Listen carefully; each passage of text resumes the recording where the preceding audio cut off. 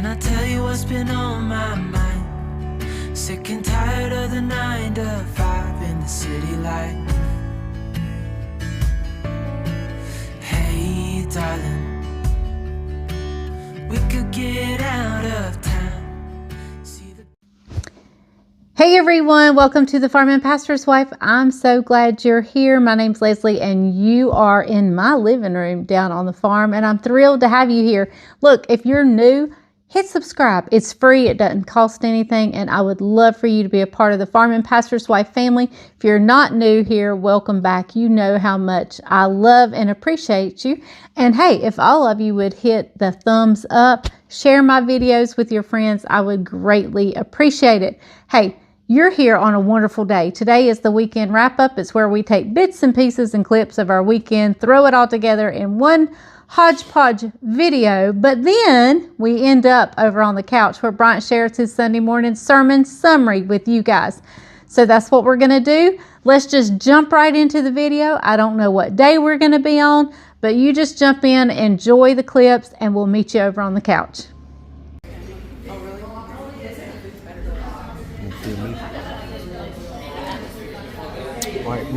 When we were in New Orleans, she got some charbroiled oysters and she loved them. So we found a little restaurant here in town that has them. We're getting ready to try them. We'll give you a review when we're done.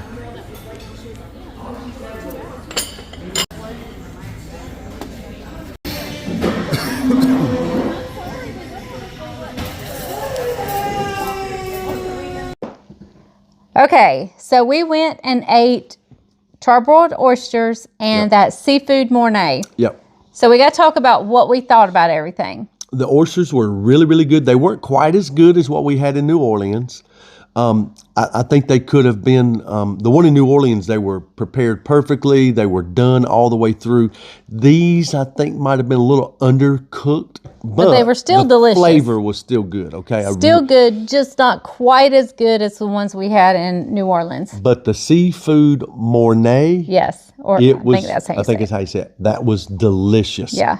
It had like a white cream sauce that had like a seafood flavor, served with penne pasta, shrimp, broccoli, and scallops. Oh, it was delicious. So good. It's not often that I'll say that's a $25 dish. Yeah, most of the time he's going, oh, that should not have cost that much money. But this time he was like, that was a $25 That was a $25 portion. Portion could have been a little larger, but it was good. We got the charbroiled oysters. We got a dozen of those. And that seafood mornay, we actually shared it, and it was enough to fill both of us up. It was great. Yep, so, it was really good. 2 thumbs up. We thoroughly enjoyed it. All right, I just wanted to jump on here and tell you what we thought of that. It was good. Well, it's Tuesday, about 11 a.m., and you see behind me, I'm in the new field that we had cleared. There's about 12, 13 acres here. That used to be trees. We had timber cut. Then I had a company come in and grade all the stumps, and you see them down there in the piles. See the stump piles down there behind me? See them right there and right there. Those are the stumps down there that we've had cleared. Daniel's taking the skid steer with a rock bucket, went over this thing really good to get the rocks up. Now we're getting ready to sow some grass. Let me show you what's happening real quick on the tractor. All right, that's Mr. Brady right there. Brady's a high school kid that's homeschooled, that he helps us out here on the farm some. And what he's doing is shaking the tractor. And that's a 10-foot disc harrow, as the farmers say, a disc harrow, and got a little drag behind it. And what he's doing is, see how compacted that is where we ran it with skid steer? That disc harrow is just lightly loosening the soil, and that wooden drag right there in the back, you see that wooden drag, it's smoothing it out, taking any lumps and filling in any low spots as he goes. And so hopefully tomorrow, Wednesday or Thursday, we're going to start drilling grass seed out here. So trying to get it all ready. I like, if I've ever got pasture that I want to, or new ground that I'm turning into pasture, I like to do it in mid-September, because you still got some good nighttime warm temperatures. You got some really good daytime temperatures to help with the germination of the seed, and all those things. I've actually got all the Kentucky 31 tall fescue that I want to be drilling. And so what he'll do, he'll turn around there, He'll let that disc back down. You'll watch him right there. Once he gets squared up, he'll let it down, just like so. He'll continue to make his pass. So doing a great job. Brady's doing a good job, and getting everything looking good. Smoothing her out, taking all the lumps out, and getting it ready for me to drill some grass seed. So, all right.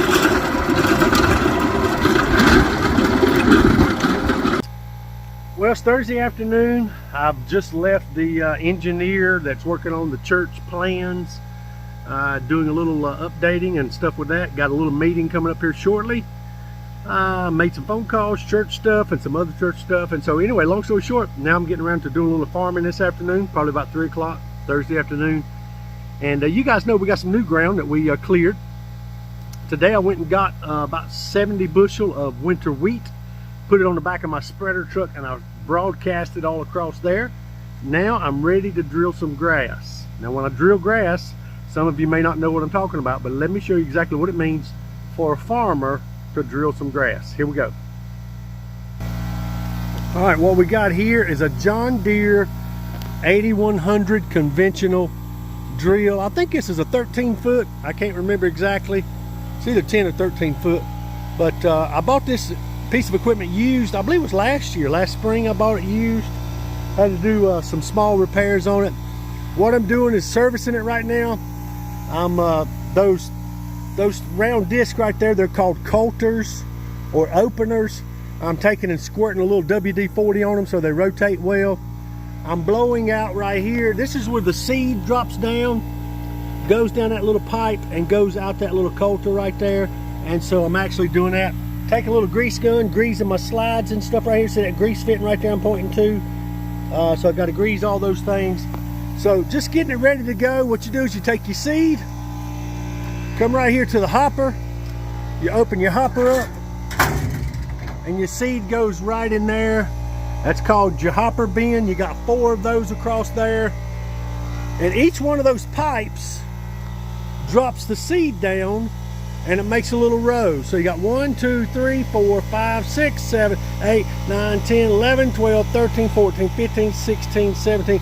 You got 18 of those little tubes that drops the grass down about every 10 inches, I believe it is. And so I'm going to do what's called a cross pattern when I drill today. I know y'all hear that air compressor back here. I'm sorry. I'm going to do a cross pattern, which means this right here. Let me show you what it means. It means I'm going to go this way across the field, and then I'm going to go back and go this way across the field, okay? I'm going to do just a cross. They're going to run perpendicular. I'll go this way, and once I'm done planting the field, I'll go back and go the opposite way and do a cross pattern. That way I get really good coverage. This is new ground, so I want really good grass because this will eventually be a hay field. I got to make sure I get it right here in the very beginning. If you don't get it right in the very beginning, you will fight it for the rest of your life trying to get it to be a good hay field. So I'm spending some extra money and make sure we get it right. So let's head on over there. I'm going to hook this thing up to the cab tractor. It's a little warm today, and so I'm going to swap tractors real quick, fill it up with grass seed. I'll meet you in the field. All right, what you see right there, that's Kentucky 31. That's a tall fescue blend. That's what I like on my hay fields. Really good grass to mow for hay. Right here, Kentucky 31. Bought about 2.5 pallets of it. I got a good deal on it, so I bought some for my nephew. He's gonna be sowing grass too. Right here's the cedar. Show you what I've done so far. Nothing that I had to show you. It's hard to show you what I did, but I just took the bags. See the grass seed right there? Put it in the hopper. There is 400 pounds of grass seed right there in that hopper, okay? I've already set my seed selector up. Let me show you what I'm talking about, seed selector. That right there is your seed selector. See those numbers? That tells you the rate and what you want to drill your grass seed at. I got it set right there on the number 8. And so that's going to drill about 30 pounds of fescue per acre. And so we're going to head to the fields back here and knock it out. Let's go. All right, you see the field right here? We're out here in the cab tractor. That's the field that's been worked, and rocks got up and sticks got up and disc and leveled out. Now we're drilling grass. Let me show you how it's working. All right, there's the drill right there. You see the disc cutting into the ground. It's dropping the seed into the little fur that the disc is making. And it's drilling grass right there. I'm sorry I can't hold the camera still because the field ain't super smooth, but that's what it looks like as we're drilling grass.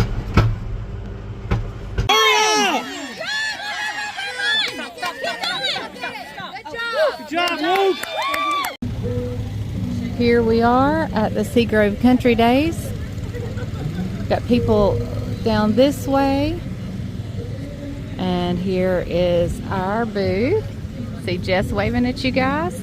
Look how pretty. They did such a great job setting up. Looks absolutely beautiful. That's my niece, Lachelle, talking to them. Well, we're going to have to visit this tent because we all want a hat for Disney. And it goes all the way down this road. There's people everywhere. So, and this road kind of goes over that hill. So, yeah. It's a pretty good little country fall event. Now, we have a much bigger one in Asheboro the first weekend in October. We do not have a booth at that one, but we will be visiting it, of course. So let's look how pretty and fresh that tent looks. Isn't that beautiful? All right, so we'll walk around in a little bit and just see what everyone's offering. Well, y'all, I'm super proud of my kids this Saturday. I did not feel like myself, and Isaac ran the nursery, Caroline and Jessica ran the booth at the Country Days. I did go for a little bit and stayed around for a little bit, but I came back home and I've actually been asleep ever since. And Jessica has helped Caroline. Jamie had the boys. It's been, they have handled everything. They don't need mama no more. But that's a good thing, especially when I don't feel good. But Bryant and I are running to town. He's going to check on something for his microphone. And then I'm cooking Sunday supper for the family. So we're going to have a family meal. So I got to stop by the grocery store and get everything I need there. Anywhere you got to go? I may have to go to the Guitar Center in Greensboro and get a new microphone. We'll see. Do y'all hear and notice a little something in his voice? Allergies. He's not 100% either. Nope. No, a little under the weather. Why do they call it under the weather? I don't know. We'll have to look that up. All right, we'll see you wherever we go.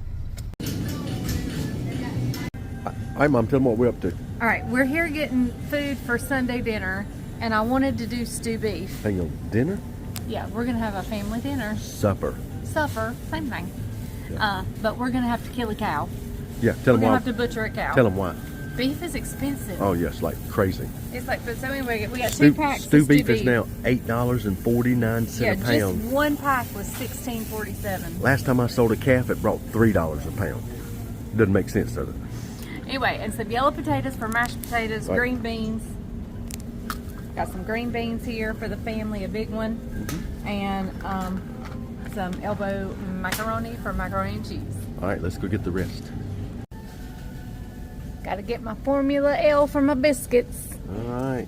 Hey, if you guys hadn't seen that video, go check it out. The Formula L biscuits, Yep. They will change your life. I make 2 different kinds of biscuits. I make these and I make my 2 ingredient biscuits. And Yep. I love them both. So we're going with Formula L today. Go to the search bar and search Farming Pastor's Wife Formula L biscuits. Yep. We're back at the festival to help Caroline and Jessica load up and shut down. There's a little band playing and they're really good. They're singing "She's a Bad Man, Majema." Hey everyone, and welcome to Couch Time. Hey guys, hope you've had a great week. Hope you've enjoyed everything that she has shown this week. Don't know if you had a chance to try those Philly steak and cheese egg rolls yet, but they were fabulous. What about the potato nachos? Oh, they were really good too. Just pile the sour Waffle cream on fry top. Waffle nachos. fries, nachos. pile the sour cream on top, and they were delicious as well. So good. And somebody suggested putting taco meat on it. That was a great suggestion. Add that as well. You guys can hear, I'm still got a little allergies going on. And, Tis the season. Tis the season. But anyway, hey, you saw the new ground we're working up and planting and sowing grass over there. And so you got a little details of all that stuff. So you see how hard we've worked to keep the farm growing and expanding. We're making it self-sufficient, self-sustaining. What I'm saying there is we lease land at other people's farms to cut hay off of and things like that. We're trying to get our farm to the place that if we ever lose those leases, that we can run about 40 cows and make our own hay and feed our own cows. Yep. So from our own hay. That's what we're working on. But anyway, hey, the message today was great. If you didn't get to hear it or see it, you can go catch it at Browers Wesleyan on the Facebook page. Get it on the rewatch, or tomorrow it will be live on our YouTube channel, the Browers Wesleyan YouTube channel, after 3 o'clock tomorrow afternoon. Today's title was simply this: You're never too far for God to reach. And that's what Saul thought. Saul, who later became Paul because of his transformation. I dealt with today, why did God make him experience blindness for 3 days? Have you ever just thought about that question? Why did God allow him to be blind for 3 days? It was during that 3-day period that God was doing a transformative work in his life and in his heart and in his mind. And it was during that time period that God had to cause some things to get all aligned for his spirit to work the way that it should. Saul was going about killing Christians, arresting them and drawing them back to Jerusalem and having them tried and all those things. And so that's what Saul was doing. And so it was in that process that God had moved on Saul's heart that particular day. He knocked him to the ground, Acts chapter 9, and he was blinded for 3 days. And during that blinded period, there was 3 things that God did in the life of Saul. The first thing God did was simply this: He derailed Saul's plan. Saul's plan was to annihilate Christianity. And so by blinding him, Saul was not able to go out and see, to arrest people, to know who were believers and who were not. And so therefore, the first thing God did in his blindedness was God derailed Saul's plan. Just like with you and me, sometimes he causes our plans to derail because his plans are higher than our plans. He has a purpose for each and every one of us. Second thing that he did is he removed all the distractions from his life. We live in the most convenient time ever. Everything's at our fingertips. You can have groceries on your doorstep from Walmart in an hour. That's the convenience that we live in, the convenient world that we live in. But we have all kinds of distractions. We have cell phones. We have social media. We have YouTube. We have everything that distracts us from God. And so by allowing Saul to become blinded, those distractions were not there. So the only thing he could see were the images in his mind, the things that he replayed, the things that he heard. And so God, by him being blinded, God allowed those distractions to be removed. How many distractions need to be removed from your life to make your life better? And then lastly, God had to get him alone.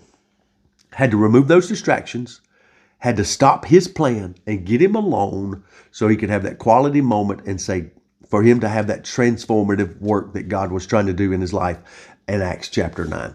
And we know that Saul became Paul because he gave his life to Jesus, sold out to following Christ, became a Christian himself.